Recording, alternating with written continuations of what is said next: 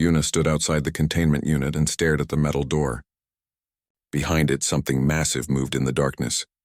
She could hear the scrape of claws on concrete and the sound of breathing that reminded her of stones grinding together. The station director, Vel, clicked his mandibles nervously beside her. He was a Kithran, tall and insect-like, with compound eyes that reflected the harsh corridor lights. "You understand what happened to the last handler," he said. "It was not a question. I read the report," Yuna replied. She kept her voice calm and flat. Handler Gorth had 20 years of experience. He worked with Deathworld predators his entire career. This creature killed him in less than 3 seconds. The creature was playing, Yuna said. It didn't understand its own strength. Vel's antennae twitched with what might have been frustration or fear. Playing. It crushed his spine in 4 places. We watched it happen through the cameras. The creature looked confused after Gorth stopped moving. Confused but not sorry. Not capable of being sorry. Yuna finally turned to look at the director. She was small compared to most species in the galaxy, barely reaching Vel's shoulder. Her black hair was pulled back in a simple tie, and her uniform was clean but worn at the edges. Nothing about her suggested she could handle what waited behind that door. "When is the euthanasia scheduled?" she asked. 72 hours from now, unless someone accepts responsibility for specimen 447. Vel paused. "You would be the 5th handler. The regulations state that after 5 failed assignments, the specimen must be terminated. For safety. I'll take him." The words hung in the air between them. Vel's antennae went completely still, which Yuna had learned meant shock. "You are human," Vel said slowly. "Humans are small, soft. Your world is barely classified as harsh. You have no natural weapons, no armor, no venom. That creature in there evolved at the top of a food chain where everything is designed to kill. Why would you volunteer for this?" Yuna looked back at the door. "Because nobody else will. And because I watched the footage too. I saw something you didn't. What could you possibly have seen that our xenobiologist missed?" The creature tried to wake Gorth up. After he died. It nudged him. Made sounds the translator couldn't process. It stayed by the body until security forced it back. Yuna touched the door panel. It didn't mean to kill him. It just doesn't understand how fragile we are yet. Vel was quiet for a long moment. Then he signed the data pad authorizing the transfer of responsibility. "I will be writing my incident report before you even enter that room," he said quietly. "I expect I will need it." Yuna took the data pad and entered her biometric signature. The door lock disengaged with a heavy clunk. The containment unit was large, designed for creatures that needed space to move. The walls were reinforced steel, and the floor was bare concrete with drainage channels. In the far corner, partially hidden in shadow, something huge shifted its weight. Yuna stepped inside. The door sealed behind her with a sound that felt very final. She had seen pictures of Vralthi predators, but pictures did not prepare her for the reality. Specimen 447 was massive, easily 3 times her weight, with a body built from muscle and bone blade claws that caught the light when he moved. His fur was black as deep space, but along his spine ran lines of bioluminescent markings that pulsed with a faint blue light. He had 6 eyes arranged in 2 clusters of 3, and all of them were focused on her now. They stared at each other across the room. Yuna could hear her own heartbeat in her ears. Every animal instinct in her body screamed at her to run, to get away from this apex predator that could tear her apart without effort. Instead, she sat down on the floor. She crossed her legs and pulled her field kit from her shoulder. The creature's eyes tracked every movement. She could see the muscles in his legs bunching, preparing to spring. But he didn't move. Not yet. Yuna opened her kit and began to organize the contents. Medical supplies on the left, scanning equipment in the middle, protein rations on the right. She worked slowly, deliberately, checking each item and arranging them by size. Above her in the observation deck, she knew other staff members were watching, probably already calling for security, definitely questioning her sanity, and watched her for several minutes. His massive head tilted to one side, then the other. This was wrong. Prey ran. Prey showed fear. Prey tried to make itself look bigger or smaller or anything other than this strange, ignoring behavior. He took a step closer. Then another. His claws made no sound on the concrete despite his size. Yuna continued organizing her supplies, but she tracked his movement from the corner of her eye. Closer, closer. She could smell him now, a sharp scent like ozone and something wild. Seven reached her and lowered his head to sniff at her hair. His breath was hot against her neck. One wrong move, one moment of prey behavior, and she knew this could end badly. She kept sorting her equipment. The creature made a sound, low and rumbling. The translator unit on the wall flickered but produced no words. Whatever he was trying to communicate was too complex or too alien for the machine to process. Then 447 did something that made Yuna's breath catch in her throat. He tried to climb into her lap. He was far too large for this. His front legs pushed against her, his weight bearing down, and Yuna actually grunted with the effort of staying upright. It was like having a small shuttle trying to sit on her. "You're heavy," she said in Korean, her first language, then switching to standard Galactic. "Off, get off." 47 didn't move. He seemed content to simply press his weight against her, his massive head now level with hers. Yuna pushed at his shoulder. It was like pushing a wall. She pushed harder, using her legs for leverage.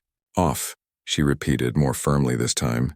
The creature's bioluminescent markings flickered faster, a pattern she didn't recognize. But after a moment, he seemed to understand the concept.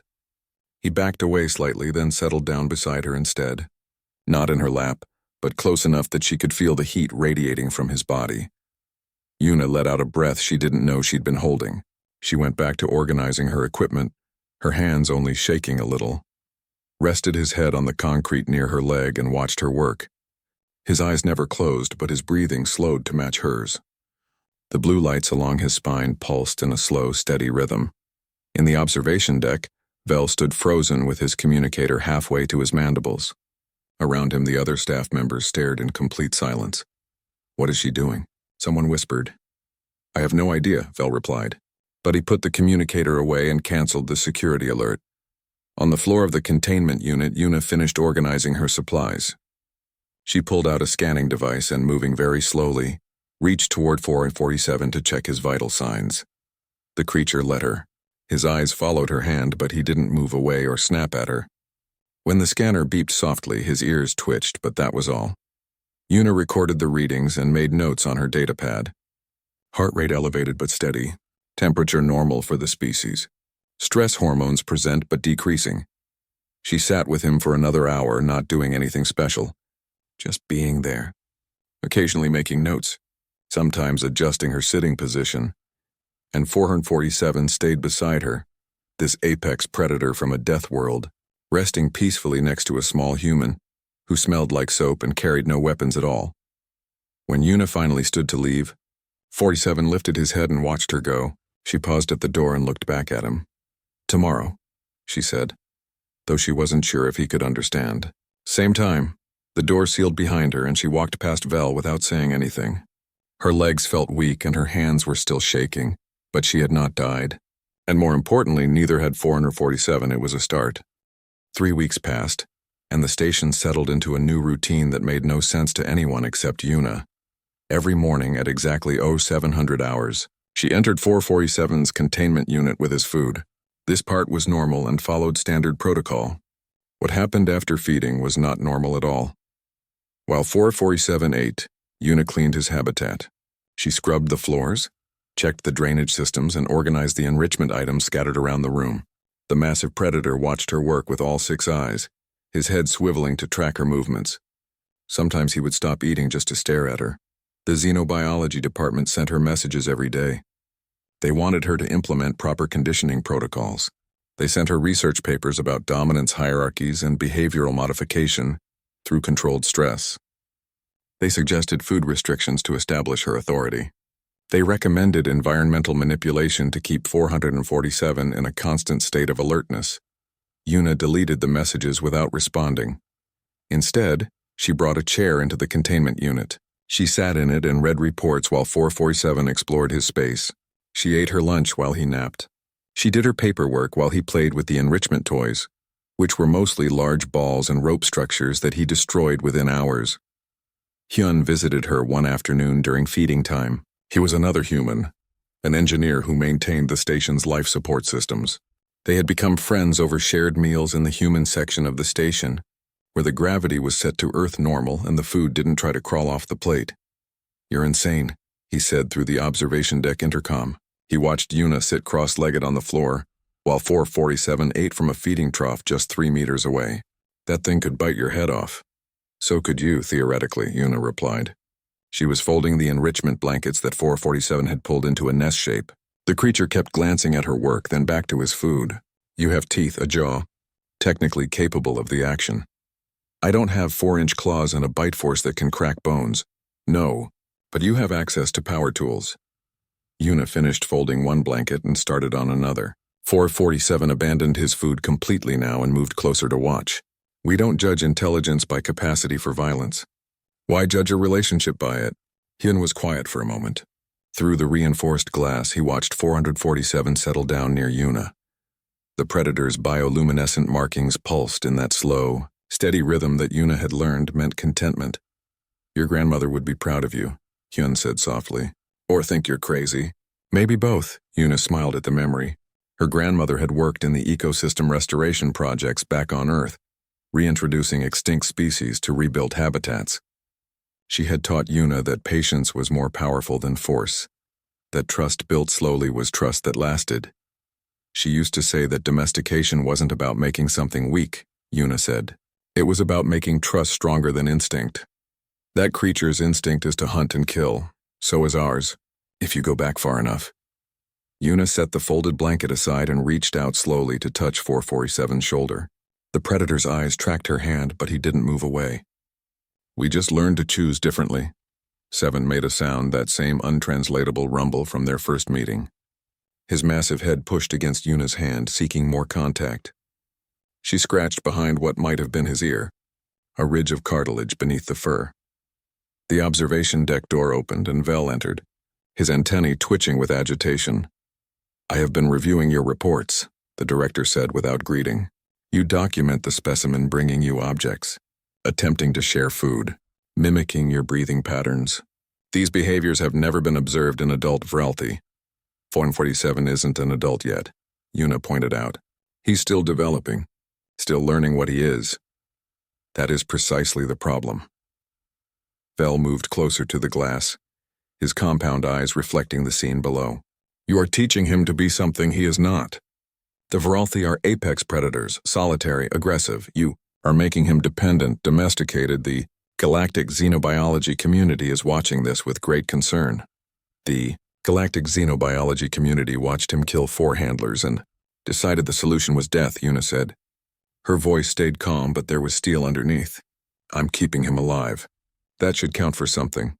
Alive but changed. Alive but not truly Vralthi. Vel's antennae drooped slightly. I received formal complaints today. 3 different research institutions. They say you are conducting unauthorized behavioral modification. They want you to follow standard protocols or be removed from the project. Una stood up slowly. 447 immediately raised his head, alert to the change in her posture. What did the standard protocols say? Food restriction to establish dominance. Environmental stressors to maintain natural aggression. Social isolation to prevent inappropriate bonding.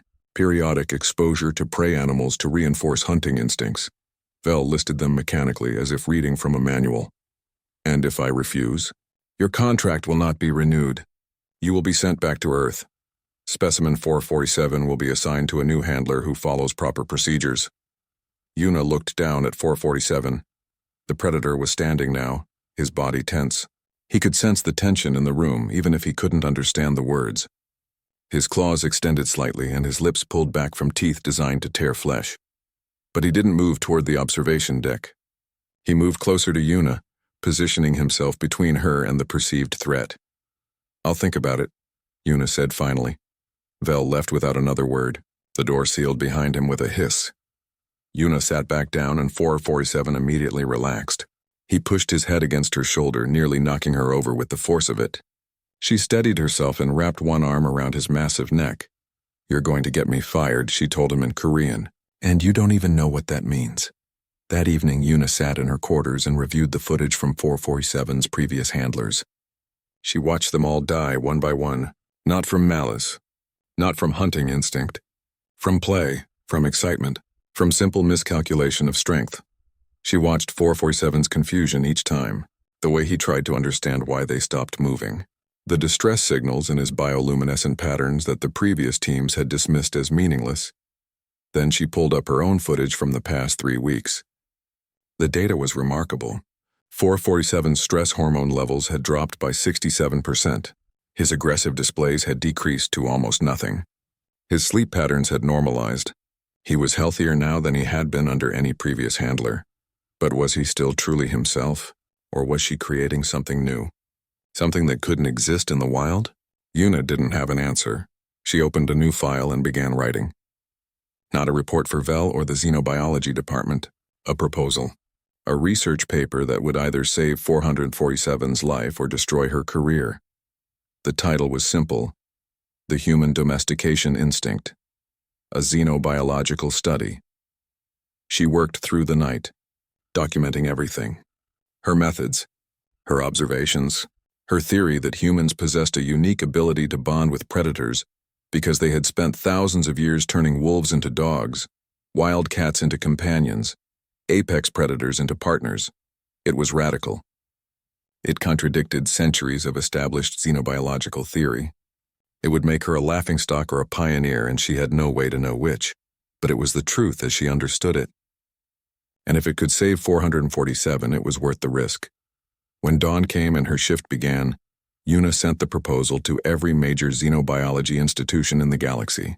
Then she went to feed 447, expecting it to be the last time.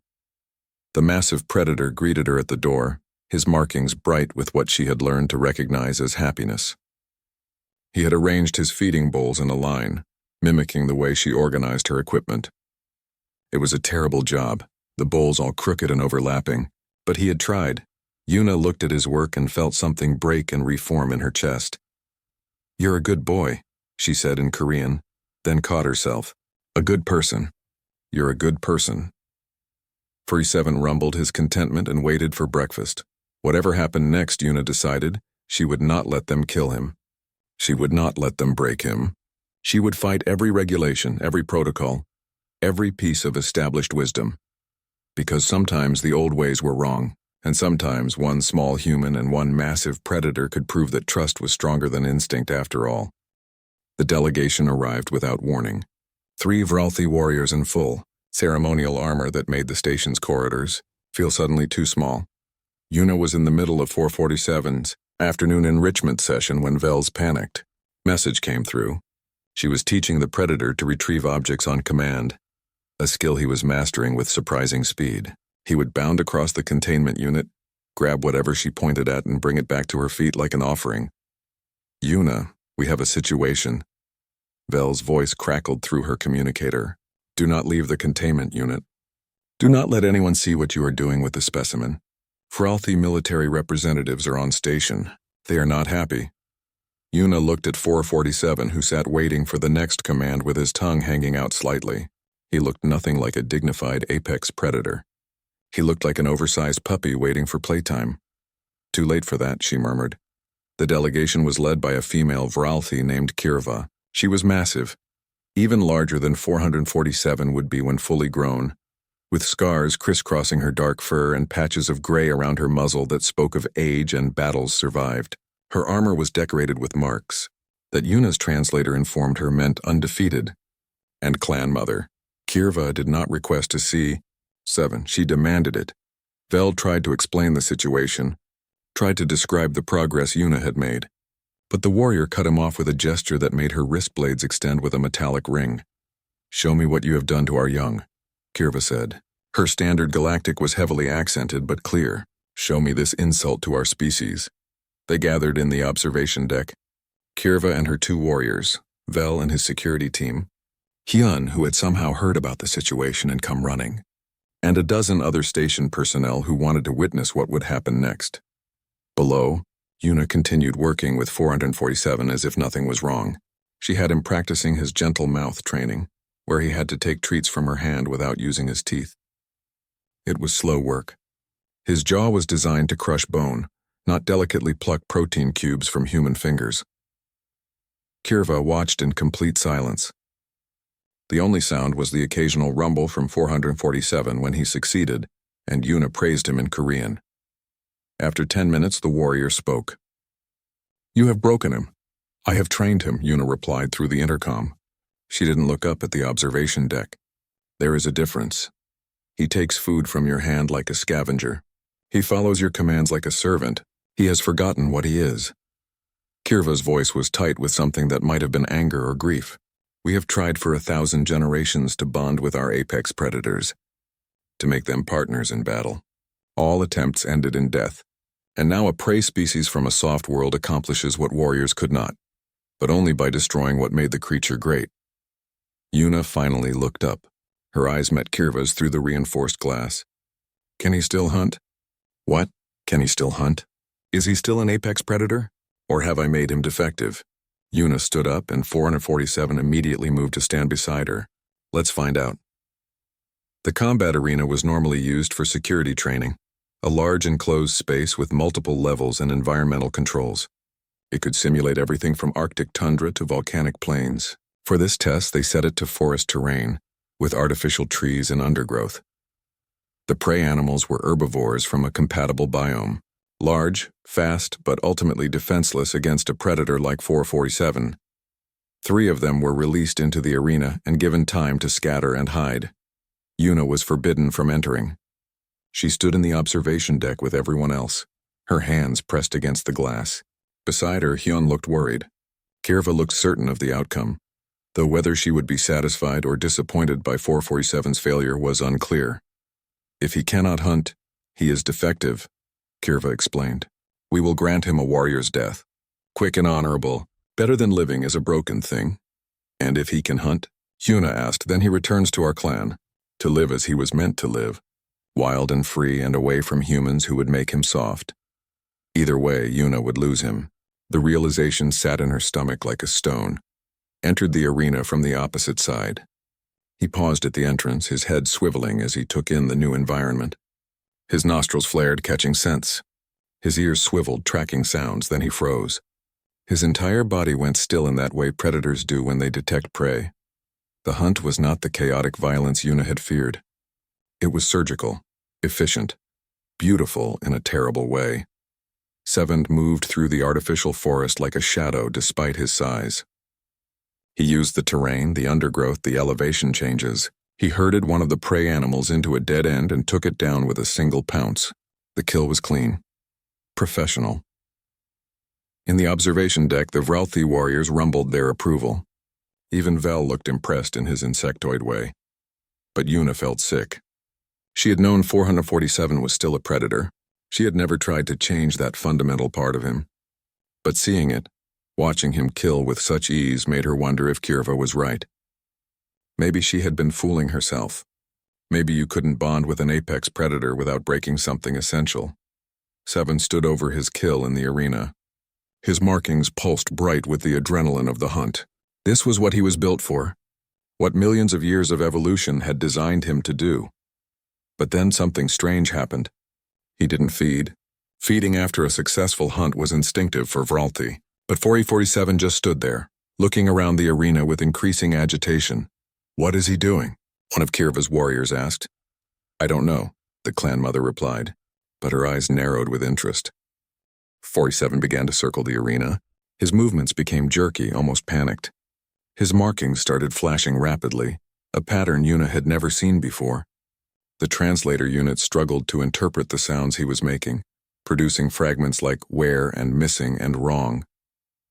Then he saw Yuna in the observation deck. His 6 eyes locked onto her and he charged. Security teams raised their weapons. Vel started shouting orders, but 447 wasn't attacking. He hit the reinforced glass with his shoulder and the entire deck shook, but the angle was wrong for a real assault. He was trying to reach her, not hurt her.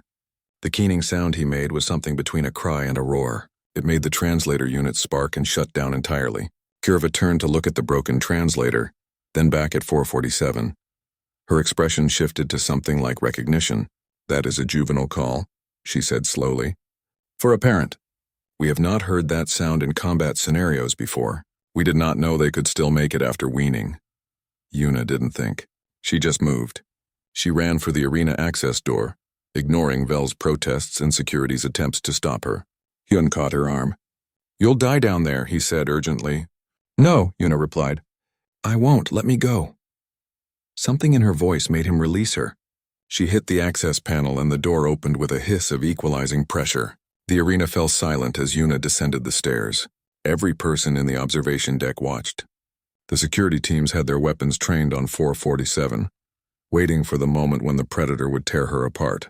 447 rushed toward her, and for one terrible moment everyone thought they were witnessing a tragedy, but he didn't attack. He collapsed beside her, exhausted and confused and still making that awful keening noise. Yuna sat down in the dirt next to the body of his kill and began checking him for injuries, running her hands over his legs and flanks, scolding him gently in Korean about being reckless. "You scared me," she said. Her voice was shaking. "You scared everyone. What were you thinking, charging the glass like that? You could have hurt yourself." 447's markings slowly steadied into that peaceful pulse. His breathing slowed to match hers. He pushed his massive head under her hand, seeking comfort. Yuna looked up at the observation deck where Kirva stood. The warrior was watching them with an expression that was impossible to read. Then Kirva laughed. It was a deep rumbling sound that echoed through the arena, and the translator produced a single word: respect. The clan mother descended into the arena herself, her warriors close behind. She approached slowly, giving 447 time to register her presence. The young predator tensed but didn't leave Yuna's side. Kirva knelt in the dirt, bringing herself down to their level. It was a gesture of humility that made her warriors shift uncomfortably. "Explain to me what you have done, human," Kirva said. "Not with dominance. Not with breaking. Explain how a prey species achieved what warriors could not." Yuna looked at 447, then back at the massive warrior. "We spent thousands of years learning how to turn wolves into dogs," she said simply. "We know how predators think. Not because we are predators, but because we learned to live with them, work with them, trust them. You turned him into a dog." There was danger in Kirva's voice now. "No," Yuna said firmly. "I gave him a choice. Every day. To trust me or not. To hunt or not. To be gentle or not, he chose. That's not weakness. That's intelligence." Kirva was quiet for a long time. Then she reached out one clawed hand toward 447. The young predator sniffed it cautiously, then allowed the touch. "Perhaps," the warrior said slowly, "we have been asking the wrong question all these years. We asked how to make them obey. We should have asked how to make them want to." The delegation did not leave immediately. Instead, Kirva demanded to understand everything about Yuna's methods. Every detail. Every technique. And slowly the shape of something new began to form. Not just one human and one predator, but a bridge between species that had tried and failed to connect for centuries. It started in blood and confusion in an arena, but it would grow into something neither human nor Vralthi could have imagined alone. The offers started coming in 3 days after Kirva's delegation left the station. Research grants from universities Yuna had only read about in journals, positions at prestigious xenobiology institutes, speaking engagements across a dozen worlds. The Galactic Conservation Authority wanted to hire her to consult on dangerous species management across multiple sectors. Yuna deleted most of them without reading past the subject line. She sat in her quarters with her tablet, scrolling through the messages while 447 napped on the floor beside her chair. The containment unit had been officially deemed unnecessary after he passed every behavioral assessment. Now he had limited freedom to move through the station's human section, though he had to wear a monitor collar that tracked his location and vital signs. He mostly chose to follow Yuna around like an enormous shadow. Hyun brought dinner, real food from Earth that the station's recyclers could barely manage, synthetic rice and something that was supposed to be kimchi but tasted like disappointment. "You're famous now," Hyun said, settling into the other chair. "I saw your research paper getting cited in 3 different journals today. There's a whole academic fight happening about domestication theory. Half of them think you're a genius. The other half think you're dangerous. What do you think?" Yuna asked. "I think you saved a life when everyone else was ready to end it. The rest is just noise." He watched 447 sleep, the predator's massive form rising and falling with each breath. "But you can't ignore all the offers forever. Some of them are good opportunities." "I know." Yuna set the tablet aside and pushed her food around with chopsticks. "The Vralthi want to start a joint program. Humans training with their young predators. Kirva thinks it could change their entire culture. Warriors dying young because they can't control their battle partners. Predators killed for being unmanageable. She thinks we could solve both problems. That sounds important. It is, but..." Yuna stopped, trying to find the words. Every offer wants me to leave 447 behind. They want my knowledge, my methods, my research. They don't want an apex predator following me around their pristine laboratories. He's too dangerous, too unpredictable, too much responsibility, so tell them no. I did. All of them. She finally looked at Hyun. Kirva is the only one who said 447 could come with me. She's offering to fund a research colony. Humans and Vralthi working together. But it would be frontier world. Dangerous, no real infrastructure. We'd be building everything from scratch. You're considering it, Hyun said. It wasn't a question. I think I have to. If this works, if we can prove the theory with multiple bonded pairs, it changes everything. Not just for Vralthi. For every species trying to work with dangerous fauna, every conservation program, She gestured helplessly. Everything. When do we leave? Hyun asked. Yuna blinked. What? Someone needs to maintain the life support systems on this hypothetical research colony. Might as well be me, unless you want to learn engineering. He smiled at her expression. You thought I'd let you do this alone.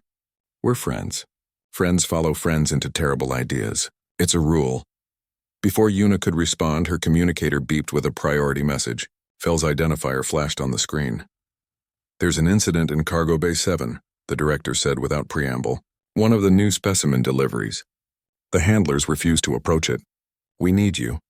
The cargo bay was in chaos when Yuna arrived. Security teams had the area cordoned off, and several crew members were receiving medical treatment for minor injuries. Through the bay doors, she could see a containment crate overturned and something moving in the shadows behind the cargo containers. Fel met her at the perimeter. Vralthi juvenile, younger than 447 was when we received him. The transport handlers said it was manageable. They were wrong. What happened? It attacked as soon as the crate was opened. 3 handlers injured before they could retreat. We've tried stunning it, but the equipment just makes it more aggressive. Fel's antennae drooped. We will have to destroy it. Another failure. Yuna looked at the scared faces of the handlers, the security teams with their weapons ready, the overturned crate that represented another life about to end because nobody understood what they were dealing with. No, she said firmly. Let me try first. Yuna, this is not 447. This creature has no history with humans. No exposure to your methods. It is frightened and dangerous and nobody else knows what to do. Yuna looked down at 447, who had grown alert at the tension in the air. I need to go in there alone. Absolutely not. Then you'll kill it. Is that what you want? Another specimen lost because we're too afraid to try? Yuna didn't wait for an answer. She moved toward the cargo bay entrance. Vel grabbed her arm. If you die, the entire program dies with you. Everything you've built. Everything you've proven. Think about that. I am thinking about it. I'm thinking that if I don't try, we've learned nothing. She gently pulled free of his grip. Keep everyone back. Don't interfere unless I call for help. She entered the cargo bay with 447 beside her. The massive predator stayed close, his body tense and alert. He could smell the other Vralthi, and his markings flickered with uncertainty. The juvenile was smaller than 447, maybe 2/3 his size, with lighter-colored fur and markings that pulsed erratically with fear and aggression. It had wedged itself between 2 cargo containers, cornered and terrified.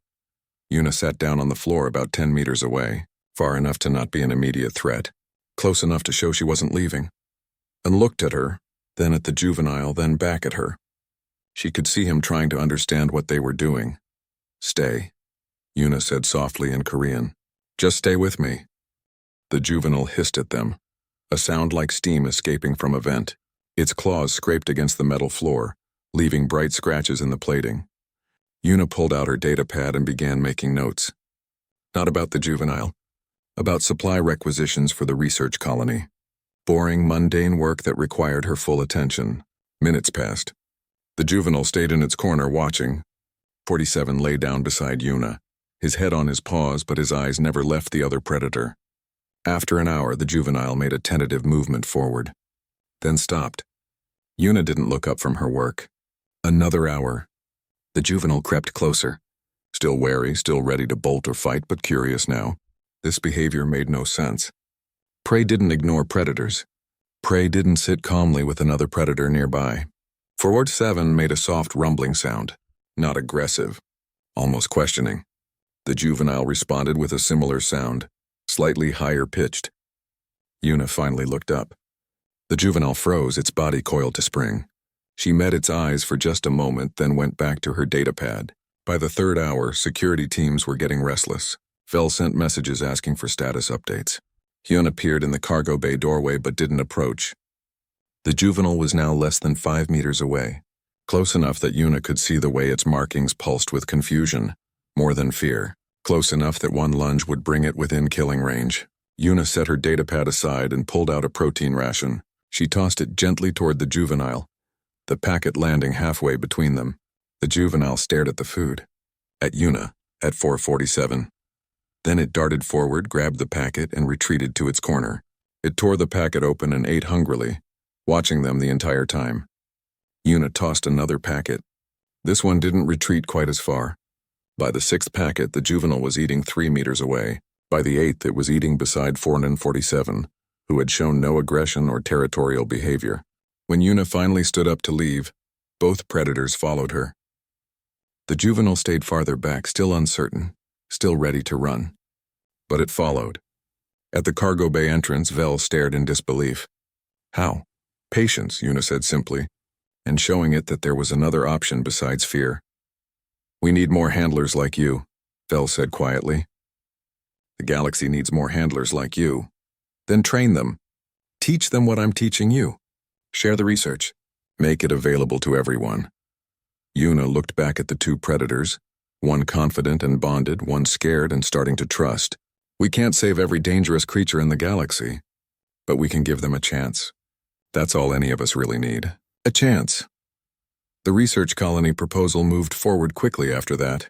The incident in the cargo bay had been recorded, and the footage spread through xenobiology circles like wildfire. More proof that Yuna's methods worked. More evidence that humanity had something unique to offer the galaxy. They named the juvenile Mina after the young woman who would become her handler. She was a recent graduate from an Earth university, bright and eager and terrified when she first met her assigned predator. But she learned. They all learned. 3 months later, Yuna stood in her nearly empty quarters and packed the last of her belongings. 447 watched from the doorway, his head tilted in that curious way that meant he knew something was changing. We're going somewhere new, she told him in Korean. Somewhere with room to run. With others like you. With people who want to understand instead of fear. 447 made his contentment rumble and pushed his head against her hand. Outside her window, a transport ship was docking. Inside it were the other humans who had volunteered for the colony. Engineers, scientists, medical staff, and 4 more handlers with their bonded predators. It was a small start, but starts had to begin somewhere.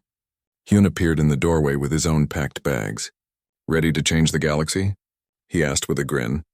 Ready to try, Yuna replied. And together, with an apex predator padding silently behind them, they headed for the docking bay and whatever future they could build together. 8 months on the frontier world, and Yuna had stopped counting the number of things that went wrong each day. It was easier to count what went right.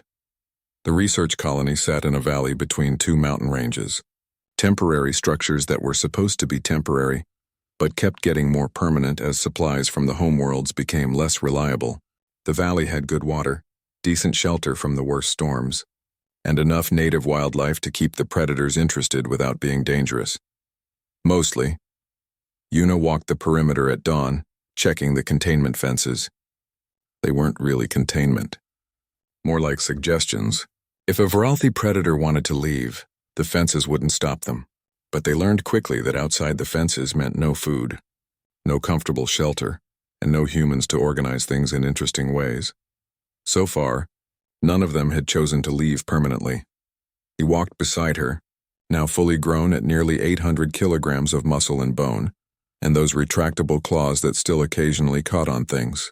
His markings pulsed contentedly in the early light, and he stopped every few meters to mark territory or investigate interesting smells. Behind them, 3 other predators followed with their handlers. Mina had bonded successfully with her juvenile, who she had named Bomb. 2 others, handlers named Tae and Jiwoo, worked with their assigned predators. The process was slower for them, more difficult, but they were learning. Not every pairing worked. That was the hardest lesson. Tae had tried for 3 months with her assigned predator before admitting defeat. The creature never showed aggression, never hurt anyone, but it also never bonded. It watched Day with distant curiosity, the way someone might watch an interesting insect. When they finally accepted the failure and rehomed the predator to a protected habitat world, Day had cried for days. "It's not your fault," Una had told her. "Some connections just don't form. That doesn't mean you failed. It means you were honest about what was possible." Day had transferred to another program, working with less dangerous species. Una missed her, but understood. This work wasn't for everyone. The Vralthi observers had been surprised by the failures. Kirva especially seemed bothered by the idea that even with human methods, bonding wasn't guaranteed. "Your research suggested high success rates," the warrior had said during one of their evening meetings. "With 447, yes, but he might be special. Or I might be special with him specifically. We can't know yet. Science requires more data points." Una had gestured to the small group of handlers and predators. "This is still the experiment. We're still learning." Now, months later, they had some answers. 3 successful bonds out of 7 attempts. Not perfect, but better than the 0% success rate the Vralthi had achieved over centuries of trying. The real breakthrough came from watching how the predators interacted with each other. In the wild, adult Vralthi were solitary, but here, with handlers present, they formed something like a pack structure. Not quite cooperative, but tolerant of each other's presence. They played together, hunted together sometimes, rested in groups. It was behavior that had never been documented before. Hyun met Una at the main research building, which was really just a large tent with some reinforced walls and a lot of hope. He looked tired. They were all tired. Frontier colonies didn't have the luxury of regular sleep schedules. "Power grid is acting up again," he reported. "I can keep it running, but we need replacement parts from the supply ship, which is 3 weeks late now." "Add it to the list," Una said. The list of things they needed from the homeworlds was getting longer than the list of things they had. I did. Right below medical supplies, fresh vegetables, and sanity. Despite everything, Una smiled.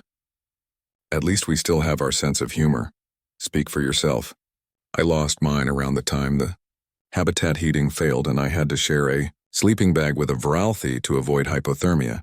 That was one time. It was enough. The morning feeding routine was organized chaos. 7 predators, 4 handlers, 3 Vralthi observers, 2 engineers, and 1 very stressed supply coordinator, all trying to accomplish their tasks in the same space.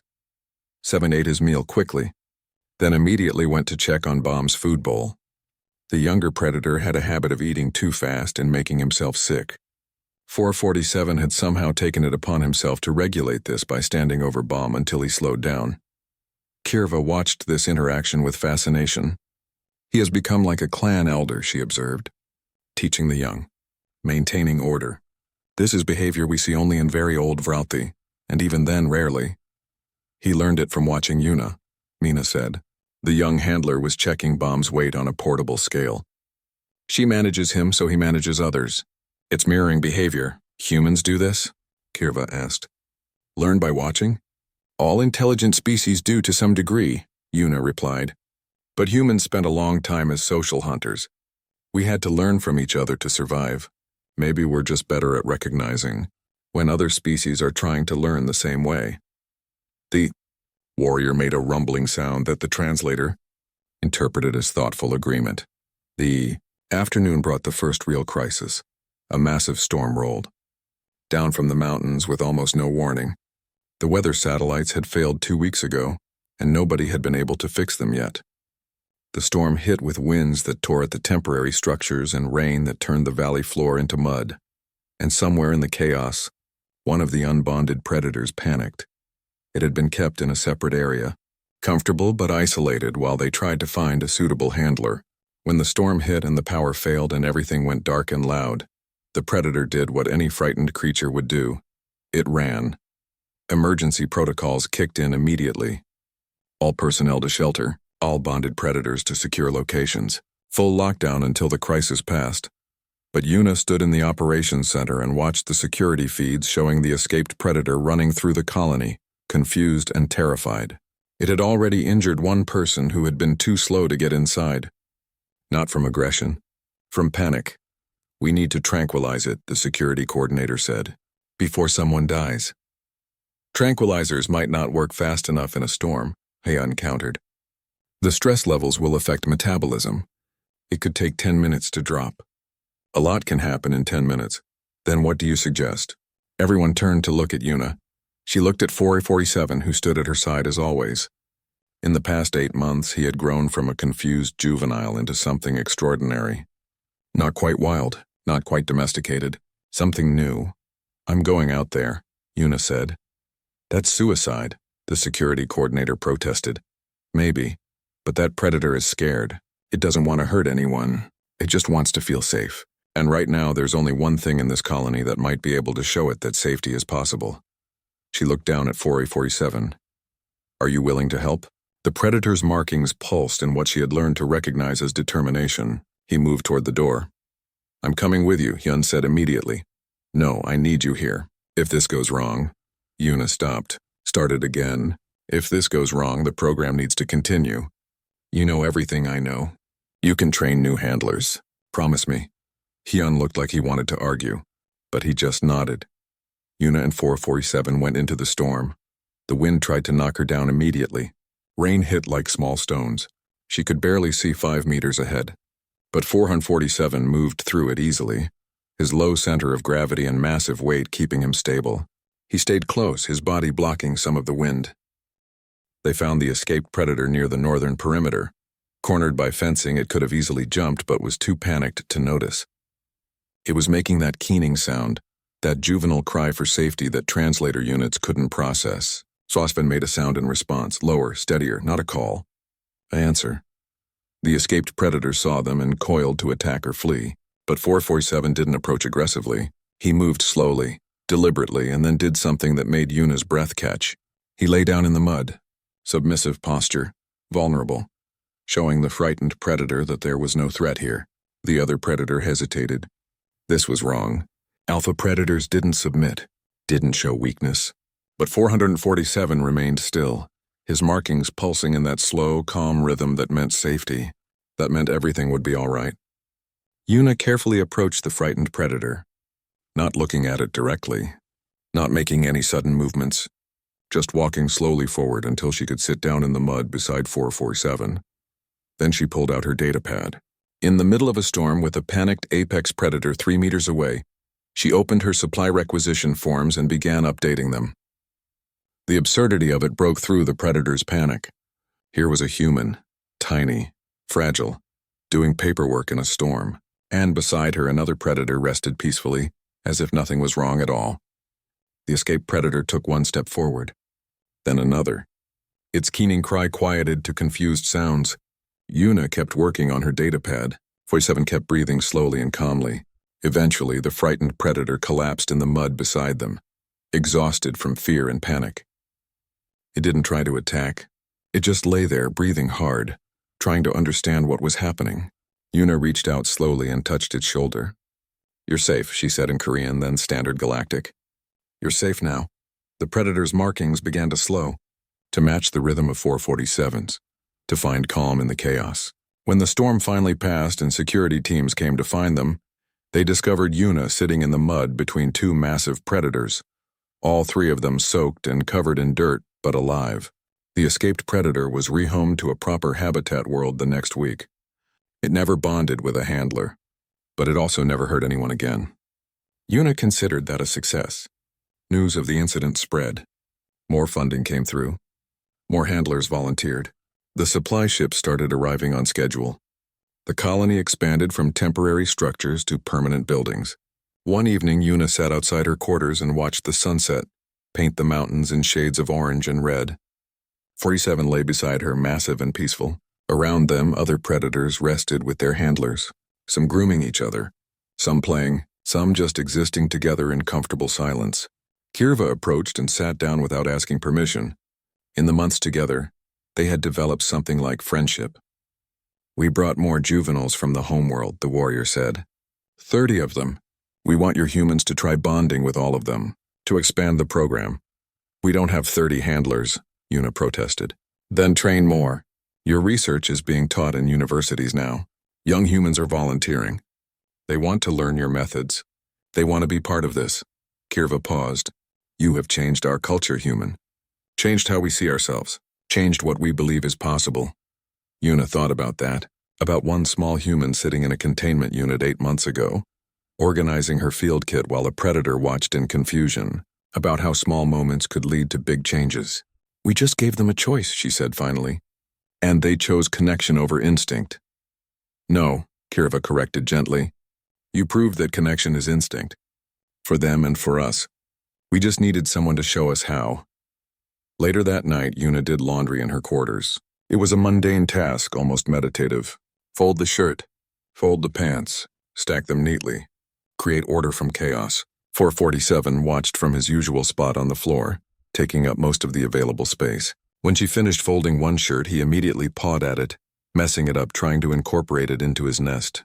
You're still heavy, Yuna sighed, pushing at his bulk with her foot.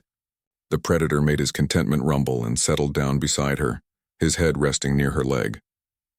His markings pulsed slowly in the darkness of the room, casting soft blue light across the walls. Outside, something howled in the mountains, wild and free and completely untamed. Inside, a human and an apex predator rested beside each other, proof that the wildest things could choose gentleness, that the most dangerous creatures could choose trust, that between any two beings willing to learn each other's language, anything was possible. Even peace, even home, even family. Yuna finished her laundry and turned off the lights. In the darkness, 447's markings were the only illumination, a soft pulse that matched her heartbeat. Tomorrow would bring new challenges, more predators to work with, more handlers to train, more chances to fail or succeed. But tonight there was just this. A quiet moment, a simple routine, a bridge built between species with nothing more than patience and the certainty that connection was worth the risk. Always worth the risk.